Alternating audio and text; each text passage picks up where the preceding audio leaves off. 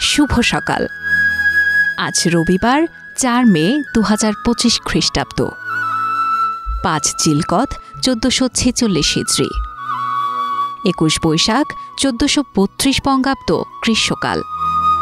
গ্রীষ্মের কাঠফাটা রোদ আর দক্ষিণা হাওয়ায় টালমাটাল প্রকৃতি আয়োজন করে সবুজের মাঝে পাহাড়ি রঙে রাঙানো পুষ্পমেলার। এ যেন প্রকৃতির বুকে এঁকে যাওয়া এক নিখুঁত ভারসাম্য। রূপমাধুরী নানান রং আর ঘ্রাণে প্রশান্তি বয়ে আনা এই গ্রীষ্মের সকাল শুভ হোক আপনার জন্য।